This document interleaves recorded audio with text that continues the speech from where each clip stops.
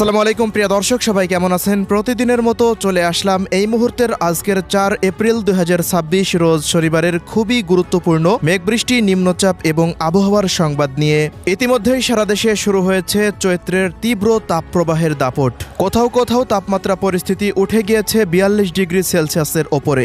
এমন পরিস্থিতির মধ্যে মেঘবৃষ্টি ও তাপপ্রবাহ নিয়ে ভয়ঙ্কর দুঃসংবাদ দিল আবহাওয়া অধিদপ্তর। আজ থেকে টানা 5 দিন জেলায় জেলায় হিট স্ট্রোক ও তীব্র তাপপ্রবাহের সতর্কতা। অন্যদিকে ধেয়ে আসছে বছরের প্রথম বৃষ্টিবলয় তাণ্ডব। শুরু হতে পারে আগামী 9 এপ্রিল। দফায় দফায় জেলায় জেলায় বজ্রসহ বৃষ্টির আশঙ্কা। তো প্রিয় দর্শক, আজ এবং আগামীকাল আগামী এক সপ্তাহ বাংলাদেশের 8 বিভাগের 64 জেলা, ভারতের পশ্চিমবঙ্গ, আসাম, মেঘালয়, ত্রিপুরা ও মিজোরাম রাজ্যের কোন কোন জেলাগুলিতে আবহাওয়া কেমন থাকতে পারে, কি জানা যাচ্ছে ইউরোপিয়ান আমেরিকান রাডারগুলো থেকে জানিয়ে দেব। অবশ্যই ভিডিওটি শেষ পর্যন্ত দেখতে থাকুন। কে কোন জেলা থেকে দেখছেন কমেন্ট করে জানিয়ে দিন। প্রতিনিয়ত আবহাওয়ার খবর পেতে অবশ্যই আমাদের ইউটিউব চ্যানেলটিকে সাবস্ক্রাইব করে রাখুন। প্রিয় দর্শক, ভিডিওর শুরুতেই আমরা এই মুহূর্তে একটু ইউরোপিয়ান আবহাওয়ার পূর্বাভাস মডেল রাডারের উপগ্রহ চিত্রে একটু লক্ষ্য রাখব। দেশের আকাশের কি পরিস্থিতি রয়েছে সেটি দেখার জন্য। তো এই মুহূর্তে রংপুর, রাজশাহী, খুলনা, ভারতের পশ্চিমবঙ্গ, ঢাকা এবং বরিশাল বিভাগের অধিকাংশ জেলার আকাশ পুরোপুরি পরিষ্কার অবস্থায় দেখা যাচ্ছে। অপরদিকে সিলেট, ময়মনসিংহ এবং চট্টগ্রাম বিভাগের 2-1 অঞ্চলে আকাশটা অস্থায়ীভাবে আংশিক মেঘলা রয়েছে। পরবর্তী 8 থেকে 10 ঘন্টার মধ্যে অধিকাংশ জেলার আকাশ পরিষ্কার থাকার সম্ভাবনা রয়েছে। তবে সিলেট এবং চট্টগ্রাম বিভাগের দক্ষিণের বেশ কিছু জেলাতে বিক্ষিপ্ত মানের 2-1 স্থানে ঝড় বৃষ্টি হতে পারে। এই মুহূর্তে দেশের মধ্যে সক্রিয় হয়ে রয়েছে তীব্র তাপপ্রবাহ অগ্নি। এ কারণেই সারা দেশের আকাশ প্রায় পরিষ্কার অবস্থায় দেখা যাচ্ছে। পরবর্তী 5 থেকে 6 ঘন্টার মধ্যে পশ্চিমাঞ্চলের কোনো অঞ্চলে বৃষ্টিপাতের আশঙ্কা এই মুহূর্তে দেখা যাচ্ছে না। এবার চলে যাচ্ছে সরাসরি 8 বিভাগের বৃষ্টিপাতের খবরে। দর্শক, আমরা এবার চলে আসলাম 4 এপ্রিল 2026 রোজ শনিবারের আইকন মডেল থেকে বৃষ্টিপাতের পূর্বাভাসের তথ্যে।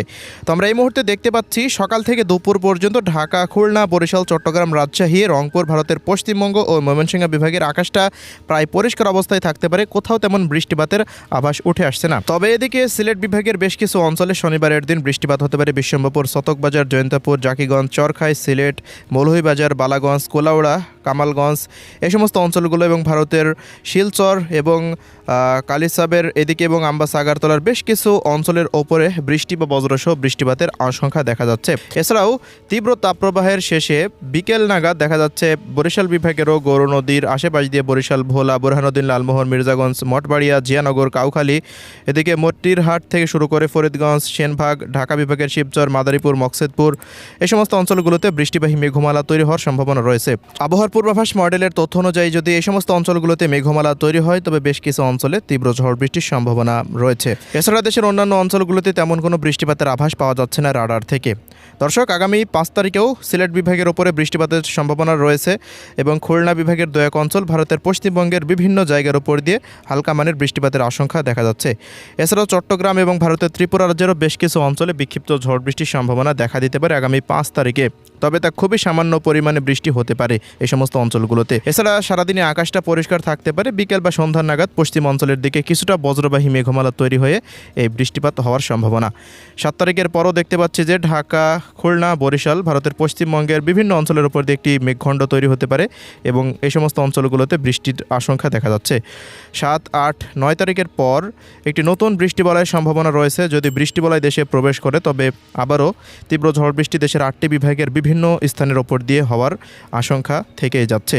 তো দর্শক, এই ছিল এই মুহূর্তের বৃষ্টিপাতের তথ্য। প্রিয় দর্শক, আমরা এই পর্যায়ে চলে আসলাম 8 বিভাগের আকাশটা কেমন থাকতে পারে সেই মেঘমালা পরিস্থিতিতে। তো সকালের পর হতে শনিবার দেখতে পাচ্ছি ভারতের পশ্চিমবঙ্গ, খুলনা, বরিশাল, চট্টগ্রাম, রাজশাহী, রংপুর, ময়মনসিংহ ও সিলেট বিভাগের অধিকাংশ জেলার আকাশ সকাল থেকে মোটামুটি 8 থেকে 10টা পর্যন্ত অস্থায়ীভাবে আংশিক মেঘলা থাকতে পারে এবং 11টার পর হতে দুপুর 3টা পর্যন্ত বা 4টা পর্যন্ত সারা দেশের আকাশ প্রায় পুরোপুরি পরিষ্কার অবস্থায় থাকতে পারে। তবে বিকেল থেকে সন্ধ্যার মধ্যে সিলেটের বেশ কিছু অঞ্চলে তীব্র কালবৈশাখীর মেঘমালা তৈরি হতে পারে। ভারতের পশ্চিমবঙ্গেরও 2-1 অঞ্চলে তীব্র কালবৈশাখীর মেঘমালা তৈরি হয়ে তা রাজশাহী এবং খুলনা বিভাগে প্রবেশ করার সম্ভাবনা রয়েছে। অন্যদিকে রংপুর বিভাগেও রাত 10টার পর হতে বেশ কিছু অঞ্চলে কালবৈশাখীর মেঘমালা তৈরি হওয়ার সম্ভাবনা রয়েছে। এবারে আগামী 7 তারিখ পর্যন্ত সারা দেশের আকাশটা প্রায় পরিষ্কার অবস্থায় থাকতে পারে। 7 তারিখের পর দেখুন মেঘের যে পরিস্থিতি সেটি আস্তে আস্তে বৃদ্ধি পেতে পারে এবং নতুন বৃষ্টিবলয় প্রবেশ করার সম্ভাবনা রয়েছে। এবার যাচ্ছি তাপমাত্রা পরিস্থিতিতে। 4 এপ্রিল দেখতে পাচ্ছি যে ঢাকা বিভাগে প্রায় অধিকাংশ জেলা জুড়ে সর্বোচ্চ তাপমাত্রা 39 থেকে 40 ডিগ্রি সেলসিয়াসের আশেপাশে থাকতে পারে। তবে খুলনা বিভাগের কুষ্টিয়া, মেহেরপুর, চুয়াডাঙ্গা, ঝিনাইদহ, যশোর এবং রাজশাহী বিভাগের রাজশাহী, চাঁপাইনবাবগঞ্জ, নওগাঁ, ভারতের পশ্চিমবঙ্গের বেশ কিছু জেলাতে সর্বোচ্চ তাপমাত্রা 42 ডিগ্রি সেলসিয়াস উঠতে পারে। এদিকে বরিশাল এবং চট্টগ্রাম বিভাগের দু এক অঞ্চলে তাপমাত্রা 38 থেকে 39, সিলেটে 35 সর্বোচ্চ, রংপুর এবং ময়মনসিংহেতে 38 ডিগ্রি সর্বোচ্চ তাপমাত্রা ওঠার সম্ভাবনা রয়েছে। ভারতের ত্রিপুরা, আসাম, মেঘালয়তে 38 ডিগ্রি সর্বোচ্চ তাপমাত্রা উঠতে পারে। তাপমাত্রা পরিস্থিতি আগামী 8 তারিখ পর্যন্ত সারা দেশে চলমান থাকতে পারে। এরপর আস্তে আস্তে তাপমাত্রা কমে আসবে ইনশাল্লাহ। তো এই ছিল আজকের আবহাওয়ার রিপোর্ট। আল্লাহ হাফেজ।